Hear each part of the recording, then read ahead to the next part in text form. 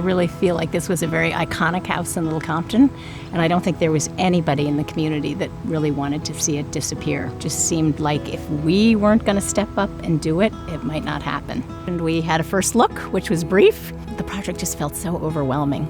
And then we went back for a second look, and I think we just both fell in love with the house, the setting. It had everything we could ever want for it. It had a barn for animals, a pond, a beautiful pastoral view with ocean views. And the house, you'd walk in the door, and I know it might have felt overwhelming to some people, but to us, to me, it was perfect. You could just see the warmth, the charm, the character. Our neighbors, John Gwynn and Michael Folgarelli, had expressed an interest in helping us. Michael was instrumental in helping us with the interiors, as well as design generally, and Johnny did the landscaping plan outside.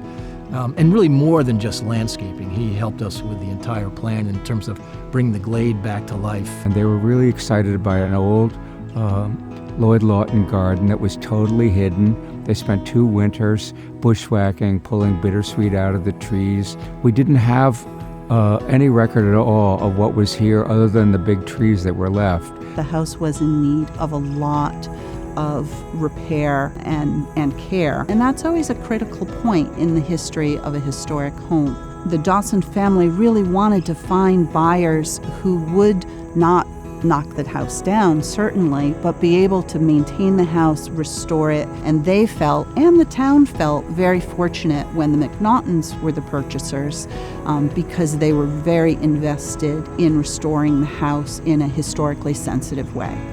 And for us, we really wanted every room to be different, and this house lends itself to that because they're all small rooms, they're all very charming and cozy. And they have very low ceilings, and Michael was the one that came up with this brilliant idea that we should do something different to every single ceiling in the room so that the low ceilings didn't make it feel oppressive.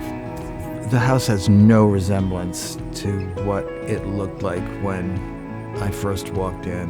What I like about walking through the house now is remembering all the millions of decisions, the minute decisions that went into what it looks like now.